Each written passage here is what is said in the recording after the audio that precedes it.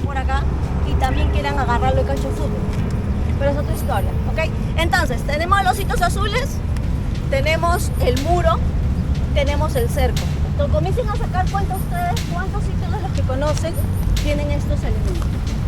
La mayoría no los tienen, pero ahorita, que todos somos tecnológicos, existe una plataforma virtual que es de acceso libre que se llama SIGDA. Que se llama SIGDA, ¿ok? SIGDA, Sistema de Información Geográfica de Arqueología. Es de acceso libre, la pueden entrar por sus celulares. Y cuando ustedes entran acá, entren como invitados o hagan una cuenta con su DNI. Cuando ustedes entran van a ver todos los polígonos de las áreas arqueológicas que hay en Lima. Todos los que están oficiales. Van a ver unos que están en color naranja, otros que están en color azul y otros en color rojo. Todos ellos indican parte del proceso en el que están. Entonces, si uno con responsabilidad quiere visitar un sitio y ya vio que no hay estos elementos, para tener un poco más de cuidado, lo que pueden hacer es entrar al SIGDA, buscar, ubicarse y tratar de ubicarse en el espacio para poder ver qué ámbito. Ok, es SIGDA, SIGDA, ok. Entonces, digamos que esos son algunos de los elementos que se pueden dar. Ahora, cuando ya están en un sitio, como decíamos, si no hay ningún elemento, alejarnos lo más posible y identificar como acá qué zonas están acondicionadas. ¿Qué significa? Por ejemplo, aquí, por el momento, lo que han hecho es colocar esta línea de piedras hasta esta zona, porque en esta zona, eventualmente, en el 2006, con Beto hicimos unas excavaciones en la zona de allá y también en este tramo, y se pudo ver que no habían muchas evidencias que se pudieran maltratar. No se excavó todo, solo algunos puntos, pero están como referencia y además si ustedes se fijan dentro del ingreso, pues es la única área que podríamos utilizar. ¿Alguien querría que le metan, ojo lo que voy a decir, esto fue una propuesta, pero a veces las municipalidades querrían que le metan bien hasta allá porque quieren usar todo esto para lo que quisieran. Podría ocurrir siempre y cuando se pudiera evaluar la zona y verificar cuánto se puede recibir. Actualmente, cuando nos referimos a un sitio arqueológico, para que les quede esto, se habla de un área circundante y de una parte nuclear.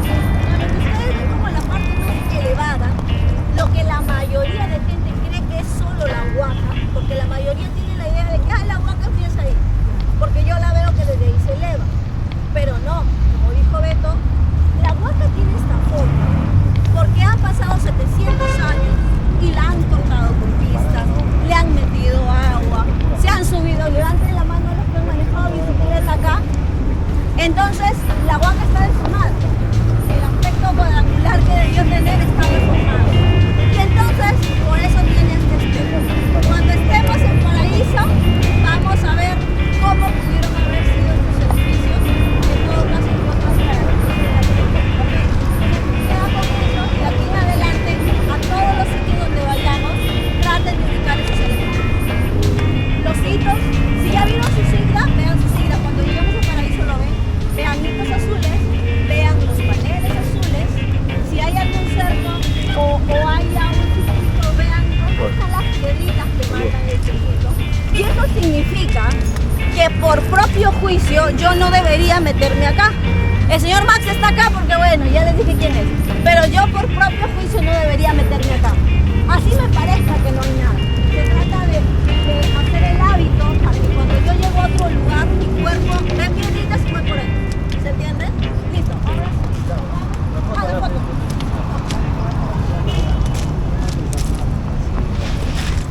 Ahí está.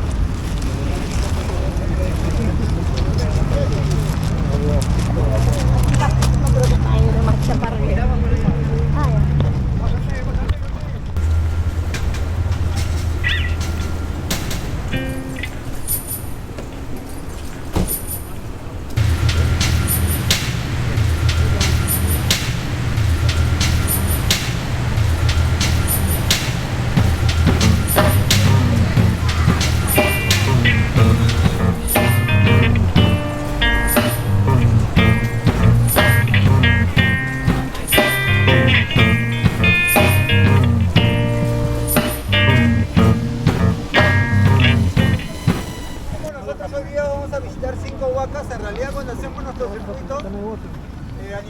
siempre son 15, pero esta vez hemos reducido un poco porque queremos tener más tiempo para ir a Paraíso. Esta es la segunda huaca. Para los que no sepan, acá había una huaca. Y era una huaca que más o menos tenía aproximadamente unos 8 a 10 metros de altura. Era bastante grande. Como yo le dije, yo vivo acá cerca, yo pude verla todavía cuando era grande. Y lamentablemente en el gobierno de Fujimori, en los años 90, y en el segundo gobierno del alcalde de Los Olivos, los vecinos que invadieron esta zona querían un jardín. Entonces presionaron al alcalde y dijeron: alcalde, necesitamos jardín. Dijeron: no se diga más, jardín. Ya, agarró, trajo la maquinaria del municipio y se volaron la huaca. Así, sin querer, sin roche, sin nada. Se la volaron y desapareció. Entonces, si no fuera, como digo, ¿no?, por la gente que vivimos acá, por las investigaciones que había, no sabríamos que acá estaba una huaca, que era la huaca que se llamaba Pampa de las Chivas, ¿no? Era su nombre, y como le dije, era bastante grande. Yo tuve la oportunidad de verla. También vi una semana antes cómo la destruyeron, porque aquí atrásito, acá atrás había un mercado, todavía existe el mercado, y ese mercado era un mercado bien interesante, porque como le dije, como había una frontera entre lo que era la urbanización y lo que era la chacra, todas las chacras que vendían ahí sus productos. Entonces toda la gente que vivíamos acá íbamos los domingos a comprar a ese mercado, ¿no?, porque era más barato, era más saludable, etcétera, etcétera. Entonces era interesante. Yo me recuerdo porque un domingo fui con mi mamá, ¿no?, al mercado a comprar, y vimos que había maquinaria. Y dije: qué raro, ¿no?, porque hay maquinaria ahí, ¿no? Y otro día, ¿no?, una semana, 2 semanas después que tuve que pasar, no sé por qué, ya no había huaca, ¿no? Y me di con la sorpresa que se la habían pelado. Como les comenté también, ¿no?, para la parte de allá, que ven por allá, hay como una bajada, ¿no? Toda esa bajada era parte de lo que era la laguna, ¿no?, la pequeña laguna o gran laguna que había. En Lima Norte aproximadamente había como unas 5 o 6 lagunas, que también la mayoría han sido secadas para construir viviendas, ¿no?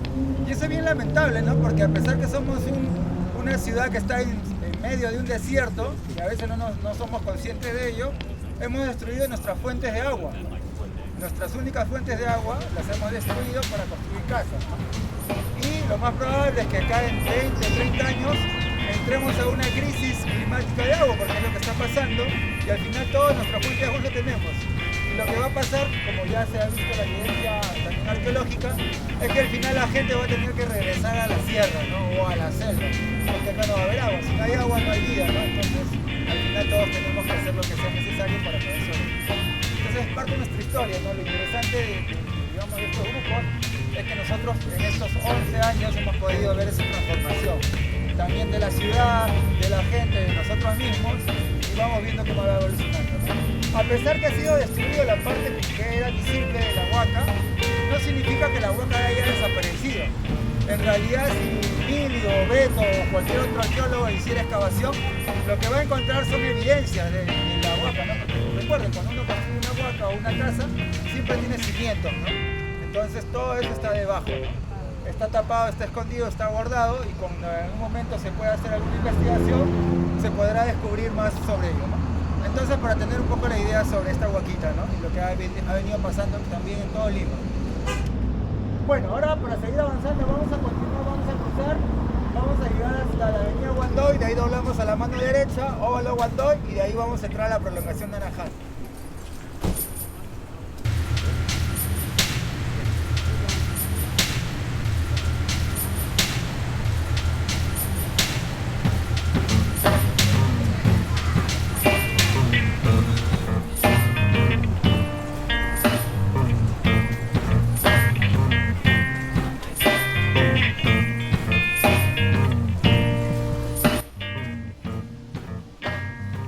Fuera de esa área. Ubiquen los hitos. Ya, ¿y el otro? Si se fijan allá, o el tema de tiempo.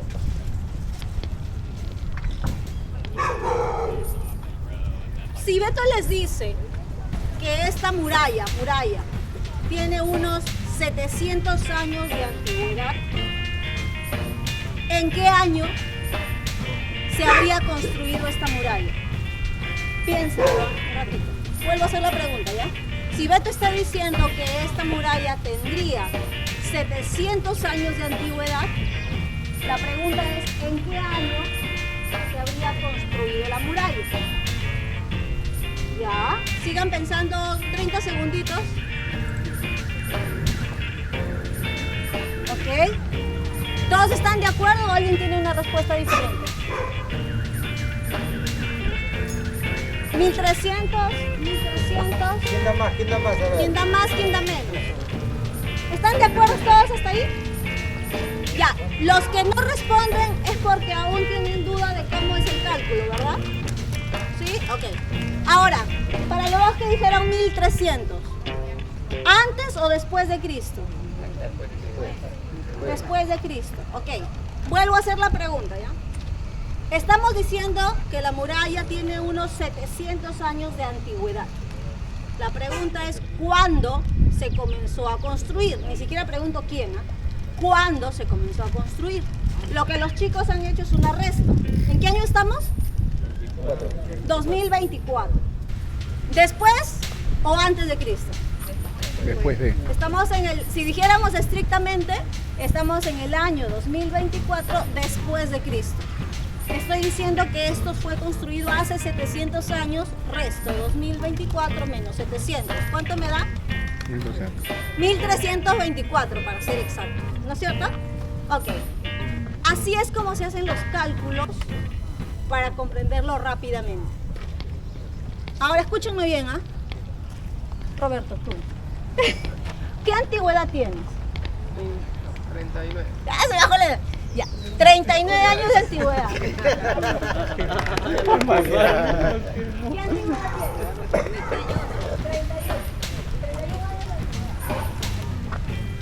años de antigüedad. ¿Qué antigüedad tienes? Dilo con fuerza, ya. ¿Qué antigüedad tienes? 11 años de antigüedad. Cuando hablamos de antigüedad, chicos, a lo que nos estamos refiriendo es al tiempo de existencia de eso. El tiempo de existencia de algo. ¿Ok?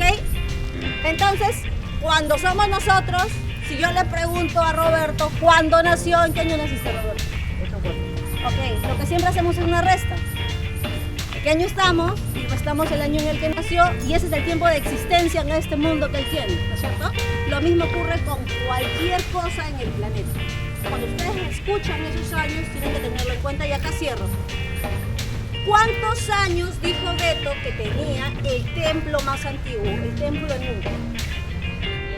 Ok. Dijo Beto que tenía, o que tiene o que tendría 3.500 años de antigüedad. Entonces, la misma pregunta.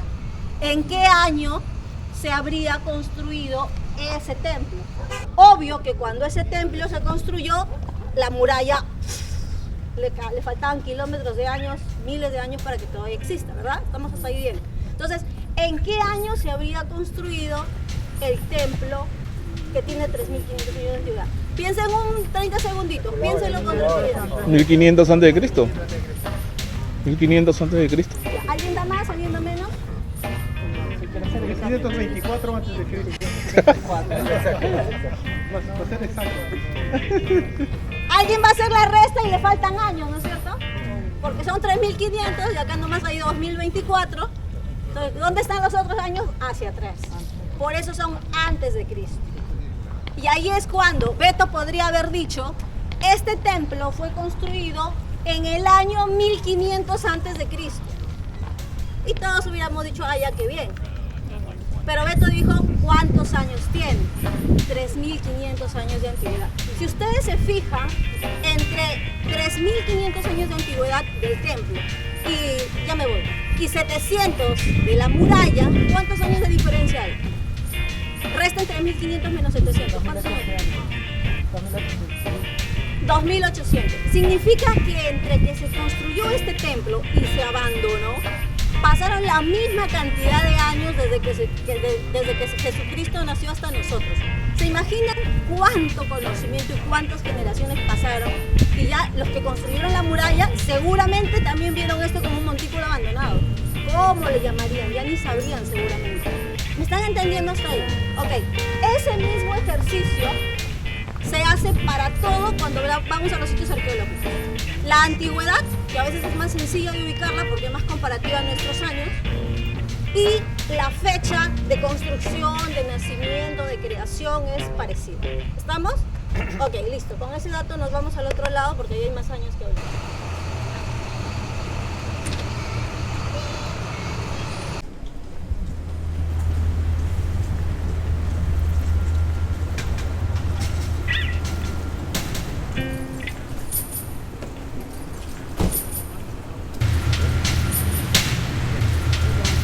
La parte que ustedes ven acá, esta parte que está acá, esta es la última destrucción que tenía la muralla, ¿no? Para los que conocen, esta muralla el año pasado fue destruida a propósito por la gente que ahora compró sus lotes acá atrás, ¿no? Acá atrás, hasta el año pasado, todo era así como lo que ven acá, ¿no? Todo era chacra todavía, pero lamentablemente la gente que venía acá atrás ha vendido sus lotes, no ha vendido la chacra y lo convirtió en lotes. Y hay una empresa que también ha comprado ahí, mira como el señor ha comprado su lote, una empresa de pollos, y al señor no se le ocurrió la mejor idea que agarrar y volarse la huaca, ¿no?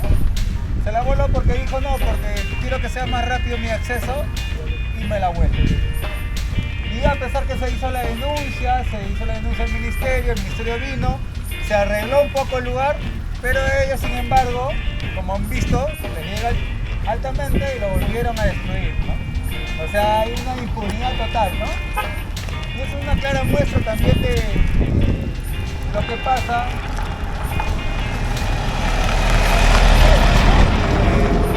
Prioriza su necesidad frente al patrimonio, ¿no? Y eso, a pesar que atrás hay una pista, por donde pueden salir sin problemas, la gente sigue destruyendo, ¿no? Y hay una muestra clara de nuestra prevalencia, ¿no? Está en evidencia, ¿no? A pesar que ustedes se dan cuenta, es una muralla bastante impresionante, ¿no? Para la gente que recién viene, es una muralla de más de 3 metros. Y esta muralla era mucho más gigante. Sigue bordeando el lugar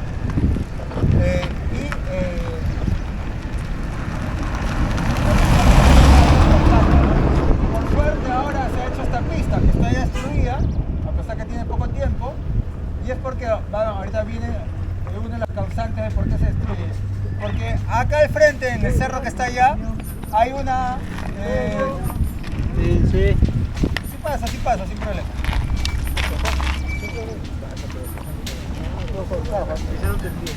¿Qué pasa? Y le explico qué pasa. Es que al fondo hay un relleno sanitario, entonces para reducir el tiempo de cortar, por acá y poco a poco iban destruyendo la huaca. Parte de las murallas que se han caído, como ven, es precisamente por las vibraciones. Cuando hay mucha vibración, esa vibración son como pequeños temblores que van ocasionando que la muralla se vaya cayendo. Y toda esta basura que ustedes ven acá no es nada. Cuando nosotros venimos acá el 2013, habían toneladas de basura. Todo esto era un terral de basura.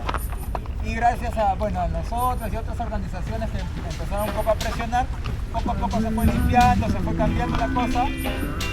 Gracias por la música, luego bailamos. A ver, la señora quiere bailar acá al frente, por favor, que pase.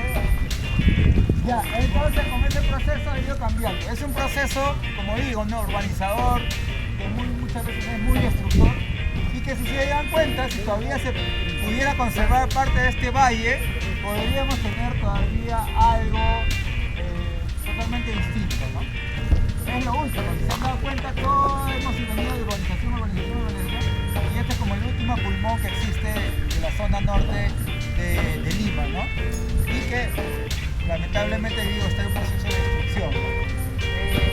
Como les expliqué, ¿no? Esto el año pasado recién se ha destruido, el Ministerio de Agricultura ha venido, ha hecho las averiguaciones, todo, pero todavía sigue en proceso.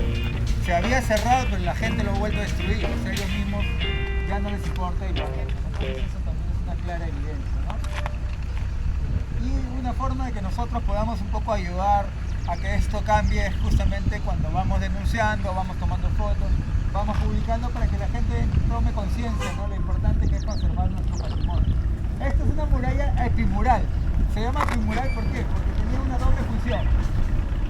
Primero era una muralla de protección, pero también es un camino. La gente caminaba por la parte superior.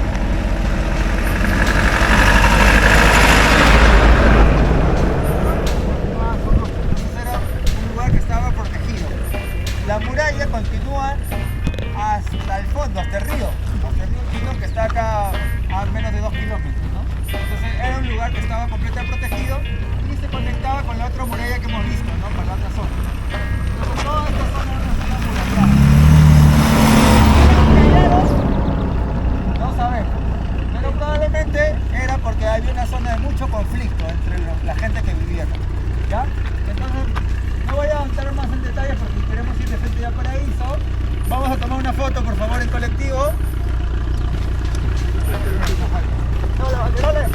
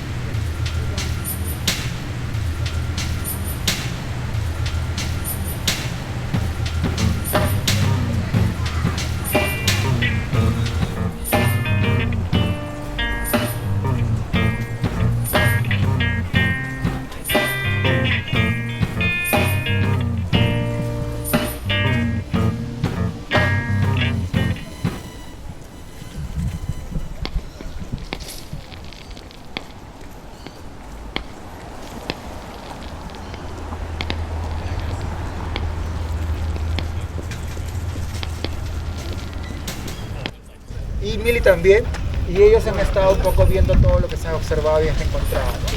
Y hay mucho todavía por dar a conocer, pero está en proceso de investigación. Entonces eso para que lo sepan. Algo más que quería comentarles sobre este lugar. Cuando nosotros llegamos acá en el 2007 con la gente, este lugar y toda la parte que ustedes ven, antes de los 90, todo era una zona roja, le decían. ¿Por qué? Porque en el tiempo del terrorismo, ¿no? Varios grupos terroristas vivían en estos lugares, se escondían en estos lugares en los cerros. E inclusive los que eran los delincuentes traían acá los carros que se robaban, y en la zona de acá, ahora ya no se ve mucho, pero en la zona de acá había un hueco y ahí metían a veces los carros.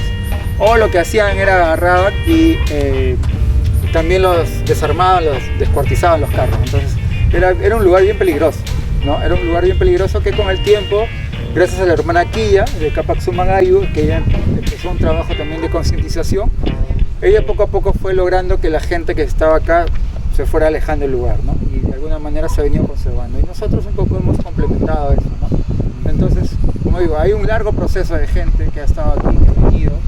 Y también tenemos un problema, ¿no? Ven todas estas chacras que están aquí, ¿no? Todas estas chacras que están acá es parte de ese templo en U que hablaba Mili, ¿no? O sea, para que se den un detalle, estamos así.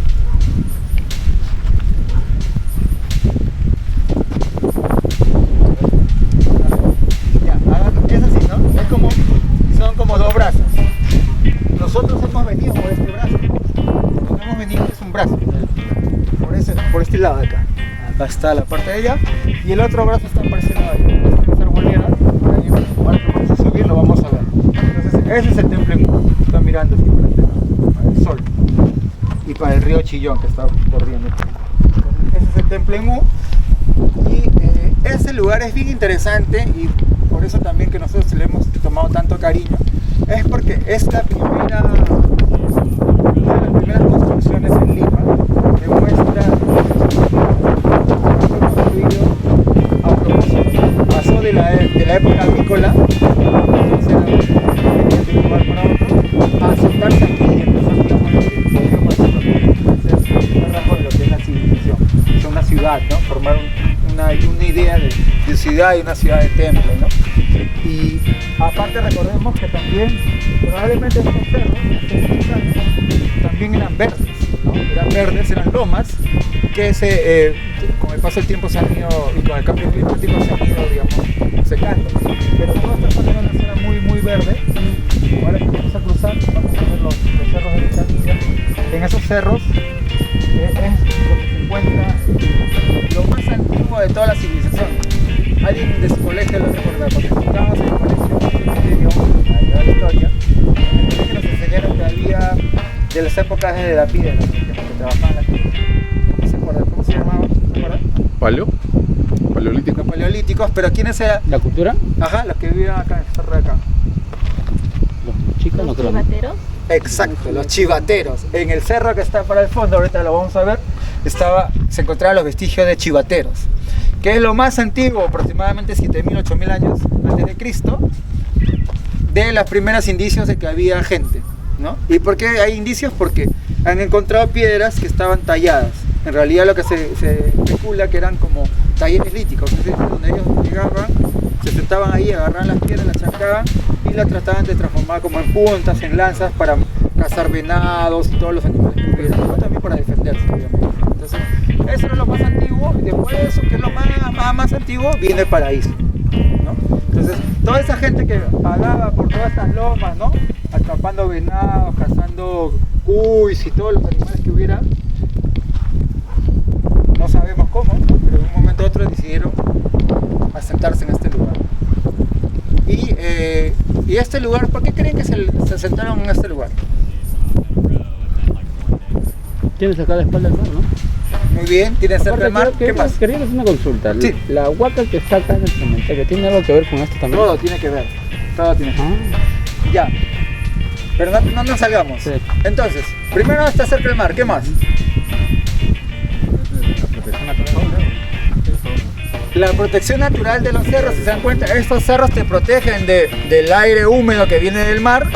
Estamos cerca de un río, estamos cerca al mar, había zonas para cultivar, entonces era un lugar privilegiado. Y como hemos visto, también hemos visto que hay una sequía, ¿no? Y más acácito hay un puquial, todavía hay un puquial. Y en la parte donde estuvimos aquí desde la casita, en la parte de derecha, han visto que hay algunas casas, está secado, ahora lo vamos a ver. Ahí había un gran puquial, yo lo he llegado a ver, nosotros todavía llegamos a ver. Y ese puquial lo han secado a propósito para construir casas.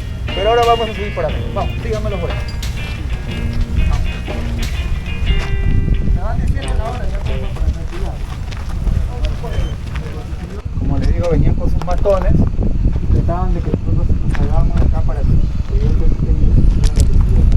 Y una de las razones que fue como le dije, ¿no? En la parte que ven al fondo, ¿no? En la parte que ven al fondo, toda esa esplanada, ahora está aplanada por donde hemos entrado, ¿visto? ¿No? Cuando dimos la vuelta en U, toda esa parte que estaba aplanada, ahí eran chacras y ahí estaba también el puquial, era un puquial muy grande, y ese puquial de un momento a otro lo secaron a propósito para precisamente vender.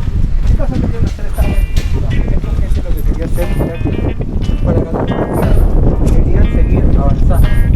Toda esta parte que ahorita vamos a ver, toda esta parte, se lo juro, estaba completamente todo. Nosotros no teníamos ni idea que acá estaría esta construcción. Todo estaba tapado e inclusive lo vamos a hacer fotos. ¿Por qué? Porque toda esa parte también que está húmeda, ahí como húmeda, toda esa parte de ahí había chancherías. Ahí había una gente que vivía que tenía criado su chancho. Entonces estaba lleno de basura, entonces nosotros nunca entrábamos ahí porque era un lugar, ¿no? Un poco peligroso, había perros como han visto, entonces la gente no nos metió. Ese era nuestro vacilón. pero lo observábamos. No teníamos ni la menor idea que había todo eso que estamos viendo ahorita.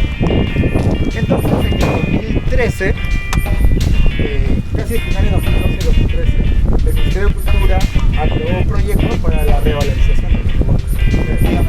A construir, a hacer mejoras aquí. Y en ese proceso, estas personas que supuestamente son los dueños, lo que hicieron fue agarrar, trajeron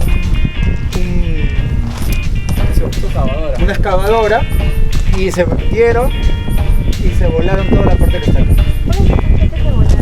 Toda esa parte que vamos a ver en el circuito, que ven acá. Esta parte que está acá no, pero la parte que está allá, ven esa como terraza de piedra, todo eso y la parte húmeda, de ahí para adelante se la volaron.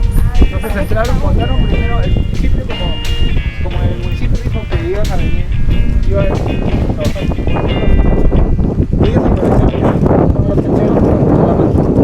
y se volaron una pirámide completa, y se volaron más. Ahora lo vamos a ir tranquilo, con tranquilidad. La pirámide está de espalda, pero parte de las dos pirámides fueron las que están como se la volaron todo. Y cuando yo había venido un domingo antes, porque yo había estado viviendo en Chile, me acuerdo en 2012 en Chile, y en 2013 regreso, y yo venía con la intención de hacer un proyecto acá. La idea era que estaba acá el Ministerio de Cultura trabajando todo el tema de la revalorización, la idea era que también oficialicemos los circuitos de bicicletas, ¿no? La idea era que complementara ese proyecto y para que todos, digamos, estemos de alguna manera acordes, ¿no? Entonces esa era una idea, yo ya había venido con un grupo de amigos, ¿no? Para un poco plantearles lo que se iba a hacer, estábamos en el proceso de hacer el proyecto y ese fue un domingo, como le dije. Y al siguiente domingo, o mejor dicho, el día lunes, alguien me llama por teléfono, un amigo que había venido conmigo, me dice, oye Nil, se han volado la Huaca Paraíso. ¿Qué? Le digo, sí, se han volado la Huaca Paraíso. ¿Estás loco? Le digo, sí, se la han volado. ¿Cómo? Sí, porque yo la he visto en el comercio, dice. Y en el comercio había salido la foto de la Huaca que está acá, ¿no? La pirámide central. Y entonces cuando la vio y decía, ¿no? Han destruido Paraíso. Y a mí me sorprendió porque yo conozco, en ese entonces conocí a los arqueólogos que estaban acá, no me habían avisado nada. Y luego ya averiguando se me dice, oye, sí se apoya, pero no ha sido la Huaca, no ha sido a la parte trasera. Y como yo le dije, hasta esa época yo no tenía idea que había todas esas cosas. Y le dije, ajá, le dije, yo al día siguiente le dije, a ver, y claro, esto, en ese tiempo recuerden que el Facebook recién estaba entrando y todavía no había la cuestión de viralización. Entonces cuando yo llego, veo, me sorprendo de esto, tomo unas fotos y las cuelgo en el Facebook. Y como en ese entonces yo tengo bastantes conocidos en varios ámbitos de la cultura, entonces lo colgué y toda la gente se quedó, ¿qué? ¿Cómo que se la han volado? Entonces se viralizó el asunto y fue todo un escándalo, ¿no? Para los que se recuerdan fue todo un escándalo, ¿por qué?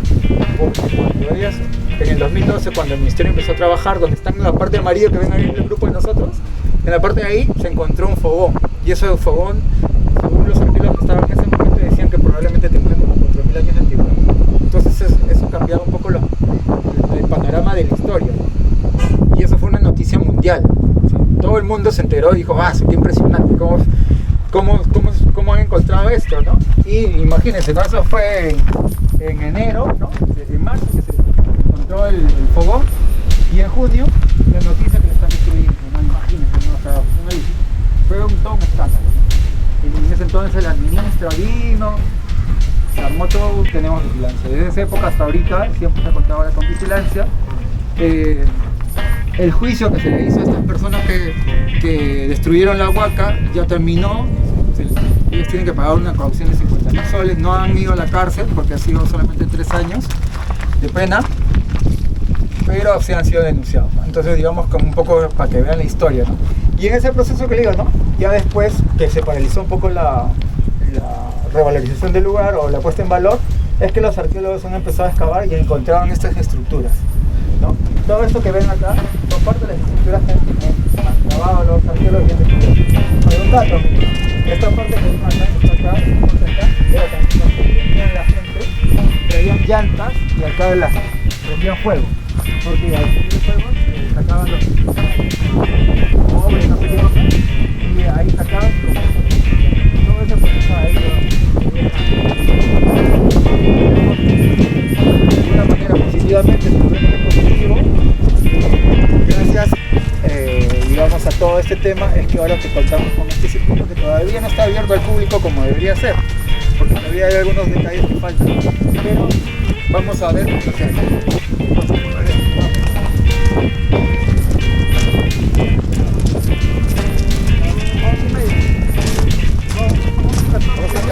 Como hay restos, ¿no? Como ven, pedacitos de cosas.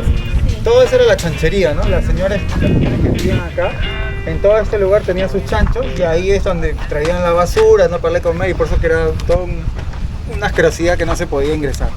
Y era bien peligroso además, ¿no? Entonces estos tipos lo que hicieron fue venir acá y destruir parte de lo que ya hemos visto de esa estructura y venir. Acá estaba la pirámide. Yo, como le dije, cuando yo no la conocía, a pesar que venía acá tanto tiempo, nunca vine por esta zona y toda esta zona se la pelaron. Acá había una pirámide grande y toda la pirámide se la volaron. ¿Por qué? Porque estos tipos lo que querían hacer, como eran supuestamente los dueños de esas chacras, lo que ellos querían era seguir metiéndose hasta el fondo para seguir ganando terrenos. Si era aplanar todo y vender todo hasta arriba. Era una idea absurda, pero bueno. Miren acá, observen esto. Acá podemos darnos cuenta de toda la capa de basura que ha habido, ¿no? Mira, o sea, en el transcurso del tiempo también, obviamente, se puede observar toda la basura que se está compactada, ¿no? Que era lo que iban trayendo y botando las chancherías, ¿no? Y además, como vieron, miren, todavía a pesar de la destrucción que se hizo, se han encontrado todos estos restos, ¿no? De las estructuras que había de la pirámide, ¿no? O sea, esta es parte del rescate que se ha hecho. Acá todavía no se ha trabajado más. Allá ven, hay una parte como de ladrillos. Ahí había una casa, ¿no? Esa casa se ha sacado. Y todavía, si ven los hitos, ¿no? Hasta ahí todavía es el sitio, ¿no? Entonces, lo que hacían ellos muy inteligentemente, ven, si ven el cerro, ven como que estuviera como escalado, ¿no ven? Entonces lo que ellos hacían era justamente agarrar el cerro y sacar el material, ¿no? Iban sacando los materiales, o sea, estructuras, ¿no? Pedazos de bloques de piedra, y con eso construían, ¿no? Entonces, todas estas zonas que van a ver, ¿por qué están así escarpadas? Es porque eran donde ellos agarraban las piedras y sacaban. Era su propia cantera. Entonces eran inteligentes, ¿no? Digamos, venían acá y se dieron cuenta, ¿qué cosa es el material más abundante que hay acá? Piedra. Entonces hay que trabajarlo con piedra, lo hicieron con piedra. Donde está acá mi amigo, acá había un panel informativo que lamentablemente lo han destruido a propósito, ¿no? Pero ahí había un panel informativo que hablaba sobre el lugar. Y a propósito lo han hecho. ¿Por qué? Porque todavía siguen con las intenciones de querer seguir invadiendo. Esto es lo que hace, que en sí se quieren adueñar. Claro, claro que sí. Es que ellos... Esto era chivatero. No. Chivatero es allá, esa punta que ves allá donde está el torre, en el cerro, ese es Chivatero. Chanchería. Sí, porque yo recuerdo cuando vine en primaria, nos trajeron para acá. Claro, pero esta zona no se entraba, como le digo, porque como todo esto era chanchería, esto era imposible, tú no podías entrar para acá. Sí, también me ha contado, Sí. Claro, entonces... Sí, esto no era tan conocido. Claro, Después ya se fue conociendo. esta parte de acá no era tan conocido, y como les dije, ¿no? Toda la parte que está acá, que es chacra, todavía era parte del sitio arqueológico. Lamentablemente en ese proceso que les he dicho que ha ido pasando el dueño, también ha habido el proceso de tráfico de tierra, ¿no? Toda esta zona siempre ha estado metida con tráfico de tierra, y al final estas últimas personas, no sabemos cómo, supuestamente se volvieron dueños. Entonces al darle titularidad, que es un problema, un conflicto siempre que tiene el Estado, vamos a encontrar eso, ¿no? O sea que hay lugares hay personas que están... su terreno está encima de una huaca, entonces hay un problema entre lo que es del Estado y lo que es la propiedad privada. En el caso de la propiedad del Estado, todo lo que está debajo de la tierra siempre es del Estado, nunca es del Estado. En otros países es totalmente diferente. Tú eres dueño inclusive del subsuelo, pero acá no. Entonces, y además, cuando hay un sitio arqueológico, un lugar que es de tu propiedad, tú no puedes destruir el sitio. Tú eres el dueño, sí, pero tú si quieres hacer algo, tienes que pedir permiso al ministerio y hacer todo un proceso. Entonces no es tan fácil. Pero la gente, como aprovechando que, digamos, el ministerio todavía es joven, está en proceso, digamos, tiene recién 10 años, 11 años, lo que hace es saltarse las leyes. Como no hay una sanción clara y fuerte, es que también aprovechan y destruyen, ¿no? Porque como les dije, no, esto le salió barato, pues, ¿no? 50.000 soles. En los años 50, estas excavaciones empezaron en los años 50. Empezaron a destinar a fuego un arqueólogo que se llama Schumer, ¿no? Él fue uno de los primeros que llegó a este lugar y pudo hacer algunas era propiamente un arqueólogo. Recuerden que también la arqueología es reciente, no tiene tantos años, pero hizo algunas excavaciones y encontró una momia. Una momia que estaba bien envuelta en varios fardos y que obviamente no era tan antigua como para eso, ¿no? Pero evidencia también el proceso de, digamos, de vivienda que hubo acá, de ocupación, ¿no? Y esa momia está ahorita en Alemania. Ya la curiosidad, hace 2 años, una amiga, bueno, ahora una chica que es amiga nuestra, que se fue a hacer una maestría en Alemania, ella llegó al Museo Humboldt, ¿no? Al Museo Humboldt y encontró que había una momia. Y le llamó la atención porque al ver la momia decía momia de Chuquitanta.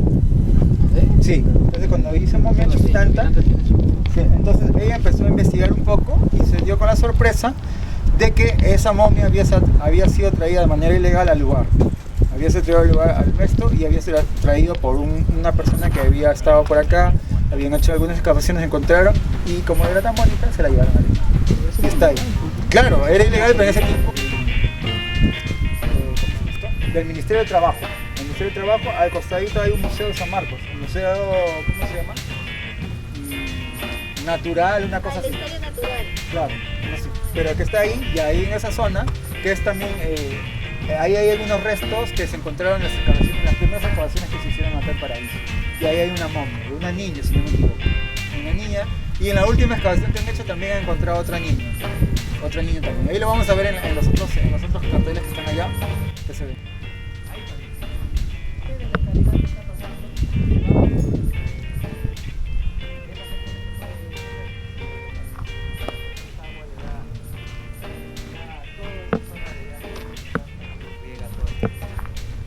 Corta esto, se queda sin agua. Se intentó mover, pero un problemón porque la acequia se rompió y estaba mojando las estructuras de aquí del edificio. Entonces lo que se quiso hacer es clausurar la acequia, pero no dejaron, porque esta acequia incluso está administrada por el ANA, la Autoridad Nacional del Agua. Entonces no se puede tocar, es una acequia, es un ramal, es una troncal.